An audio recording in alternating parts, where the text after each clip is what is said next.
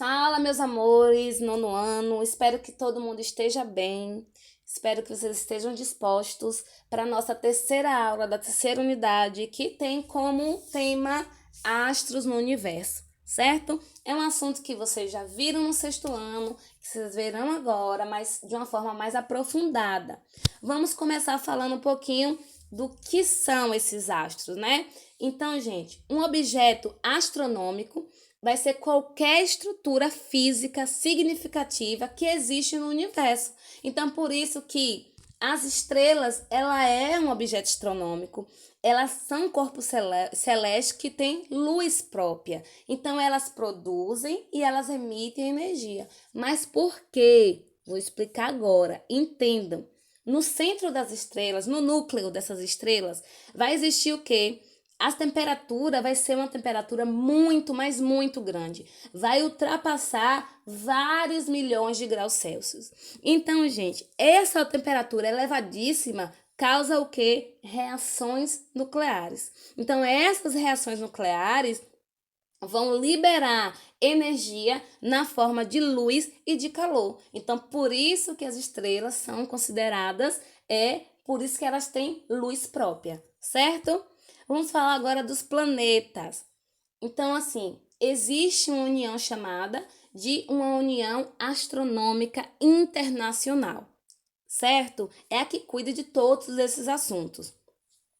Então, qual foi a definição que ela deu para planeta?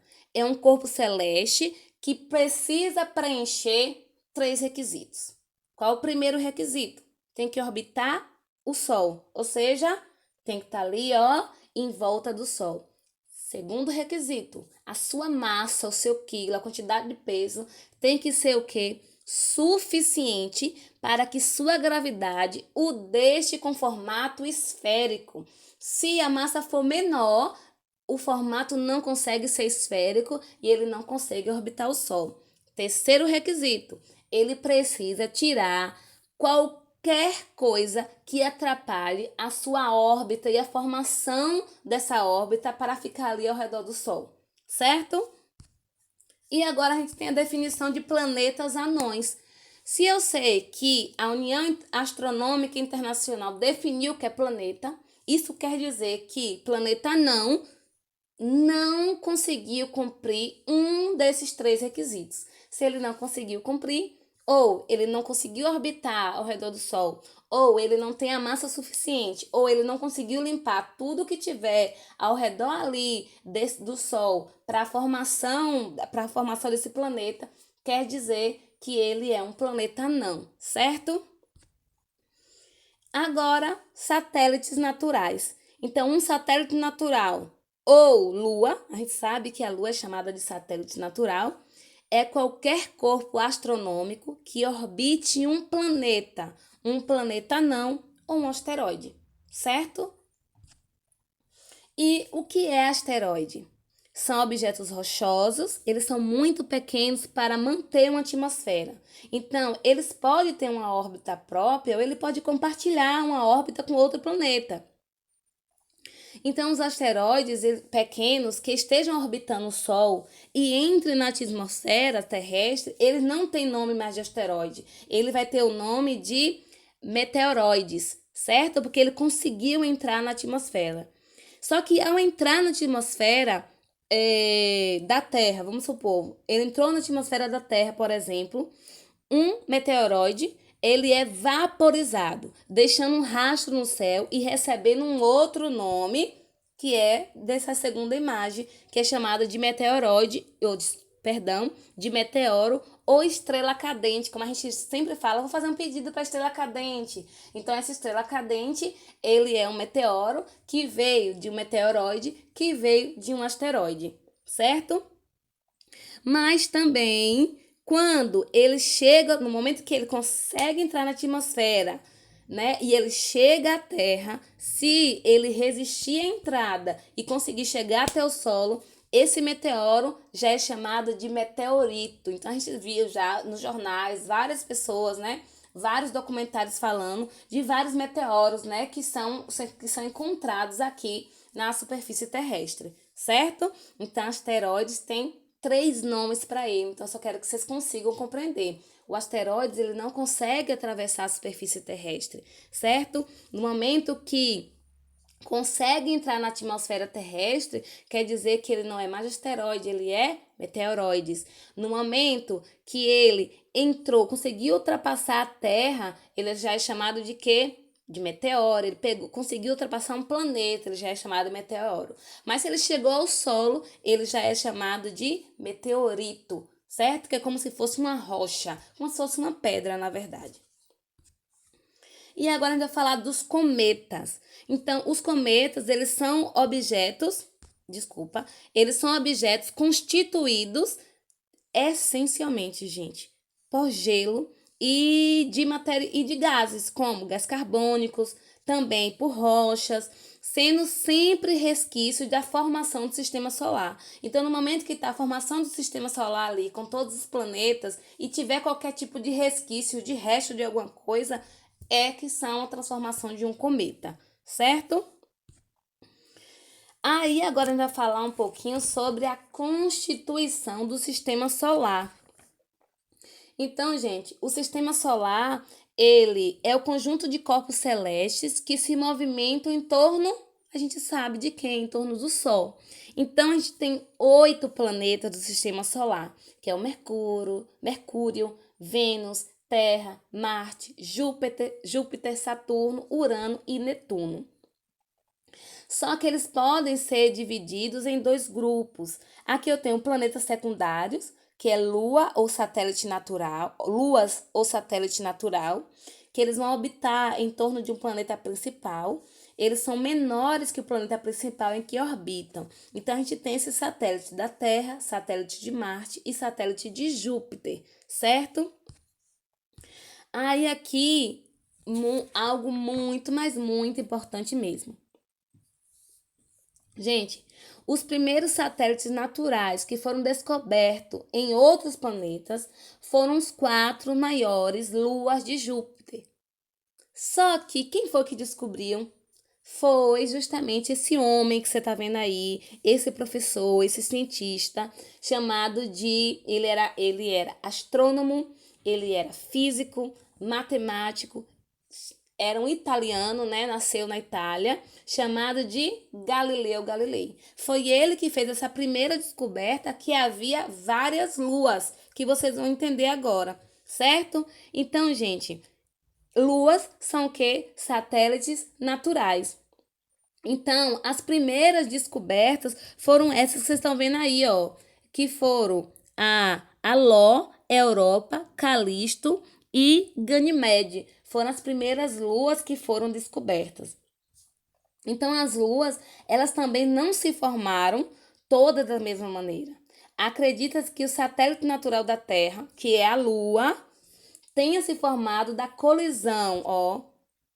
Como se deu a formação das luas? O satélite natural da Terra, que é chamado de Lua, no momento que teve a colisão, né, em um grande asteroide com a Terra, ó, no momento que um asteroide, a gente sabe, né? Um asteroide é muito pequeno. No momento que se choca, já não é mais asteroide, é meteoroide. Então, no momento que se chocou com a Terra, é que deu a formação da Lua, certo? Aí, algo muito importante, existe um cinturão chamado, no espaço, no universo, existe algo chamado de cinturão de Kuiper. O que é isso? Olha a imagem. Vocês estão vendo que é uma estrutura o quê? Circular, certo? Em forma de disco, composta por bilhões de pequenos corpos congelados e que se estende por incríveis, gente, é muito longe, 6 bilhões de quilômetros além da órbita de Netuno. Então, é nessa região desse cinturão que se encontra a maioria dos planetas anões. A gente já sabe que os planetas anões não conseguiu preencher os 3 requisitos básicos para ser planeta. Por isso que ele é chamado de planeta anão, certo? Só que em 1930 foi descoberto nesse cinturão que eu acabei de falar, aquele que seria o 9º planeta do sistema solar, chamado de Plutão. como você está vendo aqui na imagem. Então, na década de 90, dezenas de outros corpos foram descobertos nessa região. Por conta disso, após essa descoberta de Eris em 2005, a União da Astronomia Internacional decidiu em 2006 reclassificar Plutão em planeta anão. Então, até o momento, o sistema solar possui 5 planetas anões, que esses vocês estão vendo aí: Eris, Plutões, Makemake, Almia e Caronte, certo? O que são planetas anões? São aqueles que não conseguiram preencher os 3 requisitos básicos para ser um planeta, certo? Com seu tamanho normal. Aí a gente vai entender como é que se dá a formação de uma estrela. Como é que se dá a formação estelar, certo, gente? A gente sabe que estrela é o que a gente falou, que ele é um sistema, ou que ela é um corpo celeste que tem o quê? Luz própria, certo? Então, assim, todas as estrelas, elas vão se originar de um colapso da gravidade de uma nuvem de gás. Ó, aqui é como se fosse uma nuvem de gás. Essa primeira imagem aqui, ó, autogravidade. Quer dizer que teve um colapso na gravidade, certo? De uma nuvem de gás. Que, estando em equilíbrio, quando ele estava antes em equilíbrio, foi perturbada de alguma forma. Por exemplo, existem várias explosões estelares que são denominadas de supernovas. É o nome dessas explosões, na verdade. Então, gente, aqui é a formação de uma estrela. Então, muitas vezes, o nascimento de uma estrela vai ser acompanhado na formação de um sistema planetário, como foi o caso do sistema solar. Então, o sistema solar, ele foi dado a partir aqui, ó, dessa formação estelar. Primeiro se teve a formação da estrela, aí a partir daí teve a formação estelar. Como vocês vão ver aqui nessa imagem, origem do sistema solar. Então, o que é que acontece, gente? De acordo com a teoria dessa formação do sistema estelar, né? Uma perturbação, ele vai provocar a contração da nuvem de gás que daria origem ao Sol. Então, aqui nessa imagem A, é como se tivesse uma contração de uma nuvem de gás para dar origem ao Sol lá em D. Então, começa aqui em A, houve a contração dessa nuvem de gás. Em B, ou seja, essa nuvem começou a rotacionar, a circular ali em volta do sistema solar, em volta dos planetas. Então, o movimento de rotação dessa nuvem, como está na imagem B, criou uma região central, esférica, enquanto as regiões mais distantes vão se tornar achatadas, certo? Aí em C, a região central, tá vendo aqui em laranja, que é a região do próprio planeta em questão. Então, a região central, ela foi se tornando cada vez mais quente, até que começaram a haver as reações nucleares de geração de energia, formando definitivamente o Sol. Aí, em D, o que acontece? As regiões mais distantes, tá vendo aqui, pessoal? Aqui são todos os planetas orbitando ao redor do Sol. Então, aqui, as regiões aqui, tipo vermelho, tá vendo o planetinha vermelho aqui longe? É tipo a região mais distante. Então, elas foram se tornando mais frias e se fragmentaram, se dividiram em vários anéis, repletos de rochas e de gelo. Então, esse material foi se aglutinando pela ação da gravidade até que se formassem os planetas. Então, foi dessa forma, o sistema solar deu origem a partir do colapso gravitacional que se deu à formação estelar. Por parte disso, começou-se a criação do sistema solar, certo? E aqui a gente vai falar sobre a evolução estelar. Então, gente, a vida de uma estrela, como o Sol, ela pode ser dividida em 4 fases. A primeira fase é essa que vocês estão vendo aqui, sequência principal. A sequência principal é a fase mais longa da vida de uma estrela. É a primeira fase e é a fase mais longa. O Sol encontra-se nessa fase há 4 bilhões e 600 bilhões de anos. E a previsão para que ele permaneça assim por mais 5 bilhões de anos.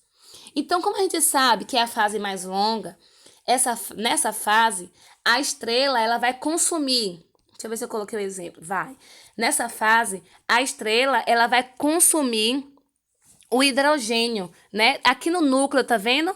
No núcleo da estrela tem vários tipos de gases e ela vai consumir o hidrogênio do seu núcleo. No momento que ela consome esse hidrogênio, quer dizer que ela vai tornar a estrela mais o quê?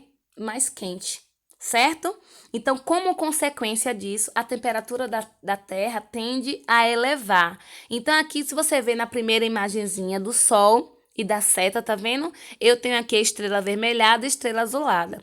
Quer dizer que a estrela avermelhada, ela tem uma massa de estrela mais fria, ou seja, a temperatura não é tão quente assim. Já na estrela azulada, a temperatura é mais quente, certo? Aí, vamos para a segunda fase, que é chamada de gigante vermelha. Gente, a gigante vermelha, ó, que vocês estão vendo aqui, nós temos a gigante vermelha, um momento, temos o Sol aqui pequeno e temos a gigante vermelha maior e gigante vermelha menor. O que é isso? O núcleo do Sol, na primeira imagenzinha pequena que vocês estão vendo, ele vai se contrair, certo? No momento que se contrai, vai aumentar a sua temperatura e vai iniciar a fusão nuclear do hélio, que também é um elemento químico presente nessa fase. Então, enquanto isso, as camadas que vão estar mais externas, ela vai se expandir, ela vai se abrir e a temperatura da superfície vai diminuir. Quando a temperatura diminui, a luminosidade vai aumentar e ela vai adquirir essa cor avermelhada. Então, ela só vai adquirir essa cor avermelhada quando a temperatura diminuir, certo? Aí, quando entrar nessa fase da gigante vermelha, o Sol ficará entre 10 e 100 vezes maior e vai engolir as órbitas de Mercúrio, de Vênus e da Terra, certo? Então, aqui o Sol ele vai aqui aumentando de tamanho. Aí, agora, vamos falar sobre a terceira fase, que é gigante assintótica. Então, essa terceira fase, ela é caracterizada pelo esgotamento do hélio que está presente no núcleo dessa estrela. E o Sol ficará ainda maior e mais brilhante. Gente, observe aqui, ó, o elemento químico hélio. São vários elementos, são vários gases aqui presentes, são vários elementos químicos. E nessa fase, o que caracteriza ela vai ser o esgotamento desse hélio. No momento que esgota o hélio, o Sol vai brilhar ainda mais e vai aumentar de tamanho. Aí vamos agora para a quarta fase, que é chamada de nebulosa planetária. Quando a gente fala de nebulosa planetária, observa a imagem. Isso aí vai determinar a fase final, em que a camada externa, que vocês estão vendo mais em amarelo, ela vai se desprender do núcleo e vai ser empurrada para longe, formando essa fase. Aí o que acontece? O núcleo vai dar origem a uma anã branca, tá vendo essa partezinha branca? Que tem um tamanho similar ao da Terra e na verdade, assim, no início ele é brilhante. Só que, como ele não produz mais energia, com o tempo essa estrela vai perder o brilho. No momento que perde o brilho, ela vai se transformar em anã negra. Vamos agora para a quinta fase. A quinta fase é chamada de supernovas. Gente, essas estrelas supernovas, ela tem massa superior à do Sol. Ó, tá vendo elas aqui? Elas vão ter massa superior à do Sol e elas evoluem da mesma forma que ele. Ou seja, da mesma forma que o Sol evoluir, elas também vão evoluir. Porém, elas terminam sua vida em grandes explosões, certo? Aqui tá vendo aqui, ó, essas explosões é no momento que acaba essa fase.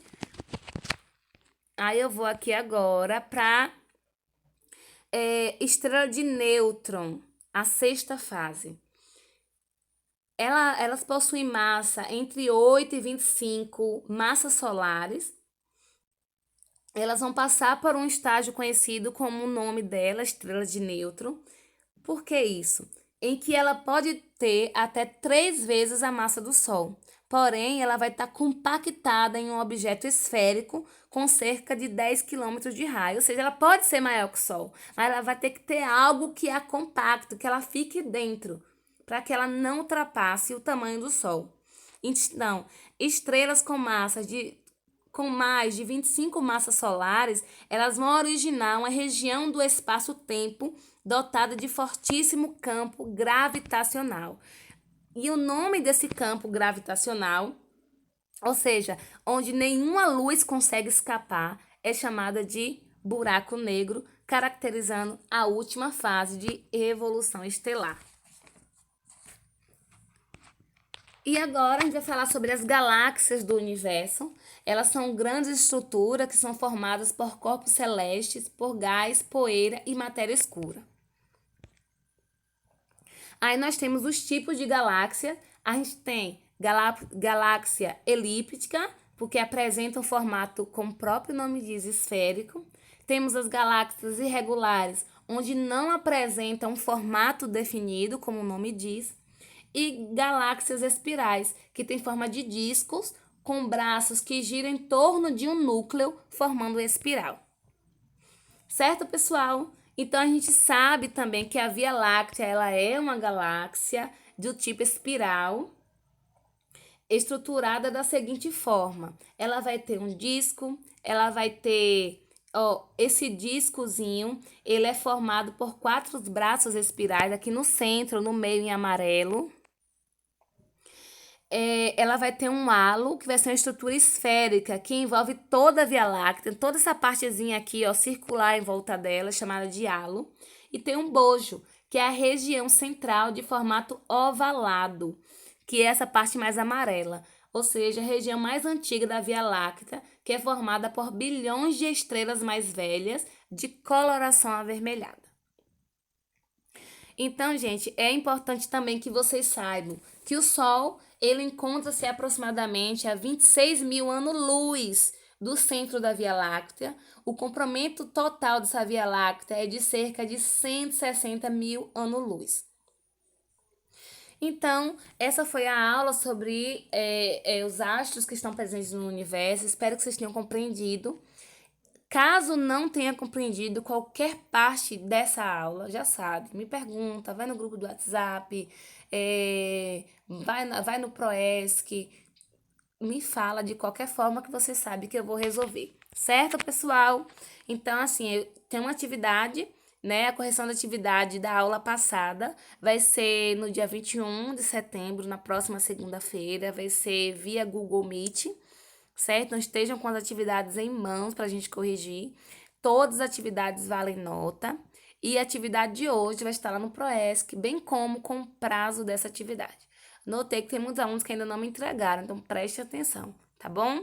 Muito obrigada e qualquer dúvida já sabe. Beijão.